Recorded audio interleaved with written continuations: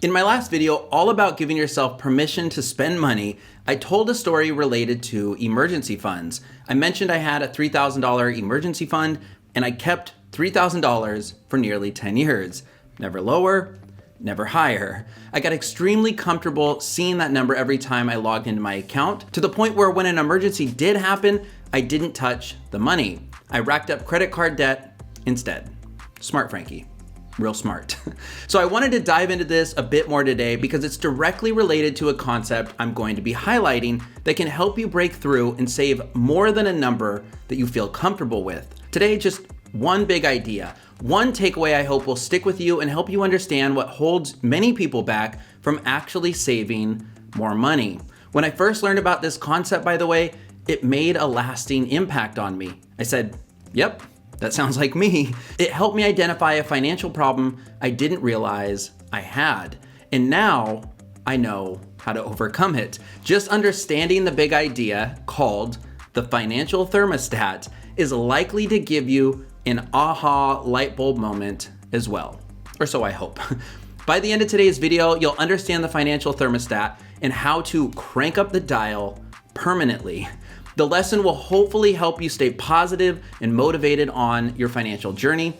It might help you turn $3,000 into $10,000 like it did for me. I am a big believer in saving your first $10,000 because that is a life-changing amount of money. So much so, I made a whole course about it that you can find at themoneyresolution.com. I found today's lesson to be so valuable. It's actually video lesson number 1 in module 1, which is one lesson, by the way, of about 30 that I cover in 2.5 hours of video lessons. At the end of this video, I'm gonna let you know how you can check out a preview of that course for free and even unlock 25% off. If you're new to me, my name is Frankie. I put out personal finance videos twice a week, so definitely consider subscribing if you like my approach to talking money. For those of you that watch often and are well on your path to financial independence, this video may not relate to you directly, but the overall concept may in other areas of your life, so I do hope you stick around.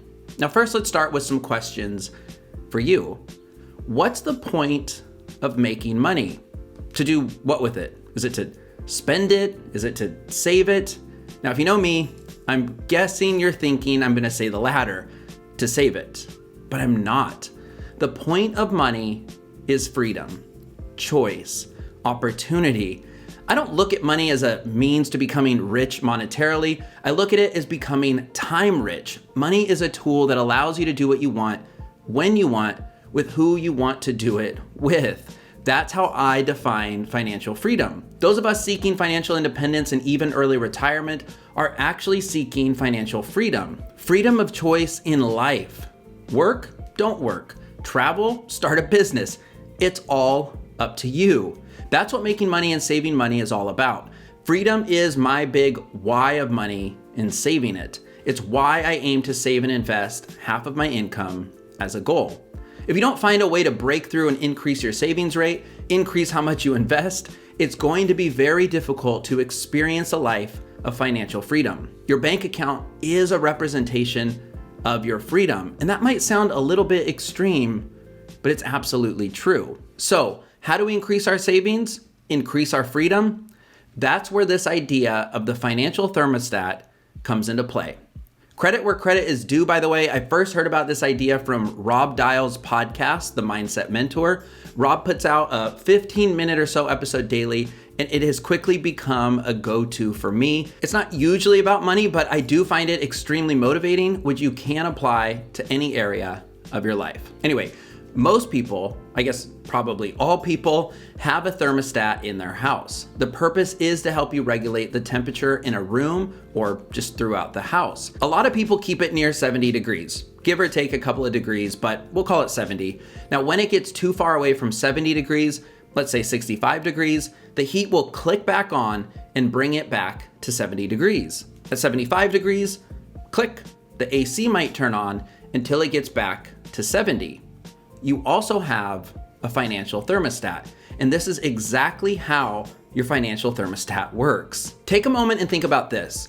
What number are you used to seeing in your savings account, or your checking account, or your emergency fund? It might be $500, it might be $5,000. For me, I mentioned it was $3,000, but whatever that number is, that's what has become comfortable for you. It's your sweet spot. It has become your norm, your comfort zone. Now, let me know if this sounds familiar. When you find yourself too far away from what you're used to seeing in your account on either end, your behavior changes. If you have too little, you panic a little bit. Let's say you're hit with a big, unexpected $500 or $1,000 bill.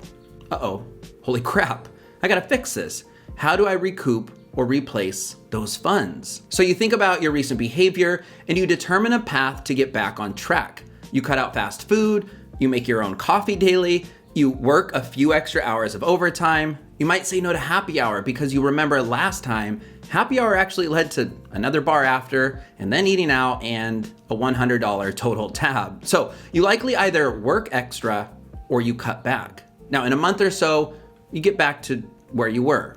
Crisis averted. Back to comfort. Problem solved. Right? Now, what about the exact opposite situation? You get a tax return, a bonus check, or a raise, or you pick up a side hustle and suddenly have a newly found surplus of funds in your account. What happens then? Click. The thermostat turns on and you spend it. That's extra money, free cash. You earned it after all. You have some savings after all. And the thing or things you want, it's on sale. And really, when was the last time you bought some clothes? You are in dire need of a wardrobe update, a phone upgrade, a new barbecue, tickets to the game. Oh, and there's that new restaurant down the street that you've been meaning to try. Yeah, it looks kind of expensive, but you know, YOLO and hashtag support local business. More like, uh-oh, all over again. By the way, this doesn't usually happen with one big purchase. It happens a bit more slowly over time, over a series of small, unnecessary purchases. And I get it. I did the exact same thing for 10 years when it came to my savings. I cut back when I felt behind. I would stay in on the weekend. I would pick up side gigs. Then I spent 100% of that side gig money and then some.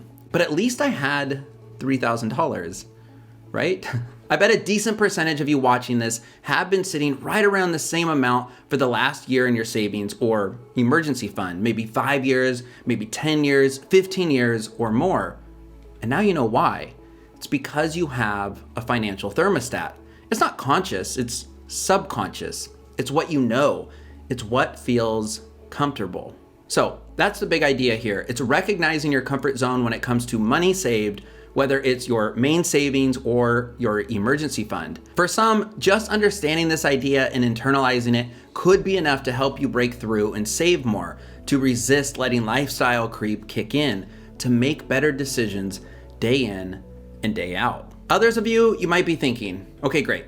I get it. It makes sense. But how do I actually save more money in practice? Are there more concrete, tangible things I can do? Absolutely. There's an easy solution. It's called goals, which I cover in module 2 of my course. I actually have a smarter approach that I share, which is coined by Michael Hyatt in his book, Best Year Ever. And it's called Paying Yourself First, which I cover in module 1 of my course, which you can access for free, but more on that in a moment.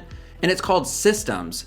In my course, I help students create their systems in the final module. In the end, in module 7, you're going to complete this one-sheeter. This is the grand plan. This is how you're gonna save your first or next $10,000.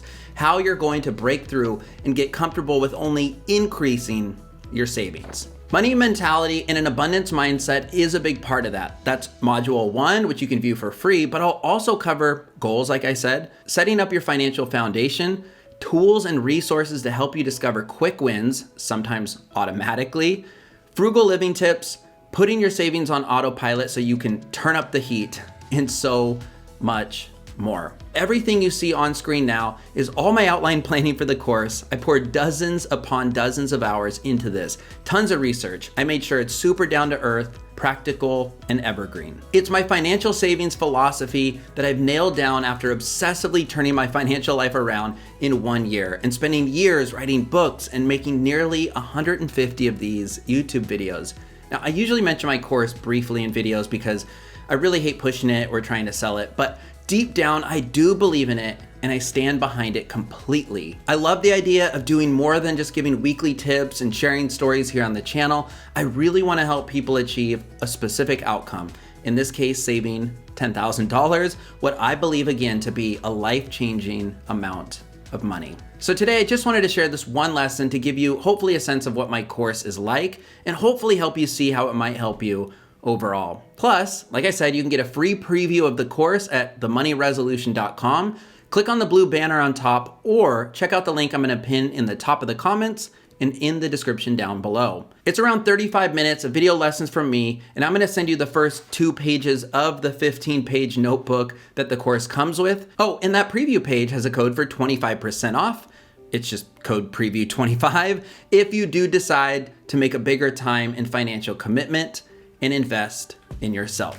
And if you want a little bit of proof, here's what one recent student, Daniel S., said about the course. He said, "I've been on a personal finance journey for the past 4 years now, and already you have me thinking of savings in ways I haven't before. And that's only from having done the first 2 modules. I've already received more value than what it cost." And it's notes like this that make me super happy to hear. So thank you, Daniel, for sending that over. And thank you as always for your time and attention today. Now, if the course doesn't feel right for you, no worries. I do deliver weekly financial tips twice a week actually here on YouTube, and subscribing to this channel is totally free if you haven't. Please do like this video if the concept of the financial thermostat was new and interesting to you.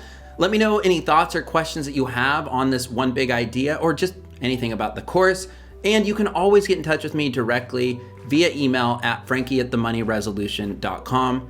And by the way, if money is a roadblock for taking the course, shoot me an email, tell me, and we're gonna find a way to make it work. I do think financial education should absolutely be free and provided, but I have to charge so that I can do this someday, hopefully for a living. Just know that it goes to a good cause, my student loans. Have an awesome week or weekend ahead while keeping your financial thermostat, I hope, in mind. And I hope to see you, friend, in a few days on the next one. Or in the course on the other side. I've got a seat for you now or when you're ready. Thanks and best of luck, kicking butt, saving more money. Crank that dial up to 11. And thanks, Rob Dial, for the awesome podcast. It is linked below. I'll see you guys on the next one. Thanks.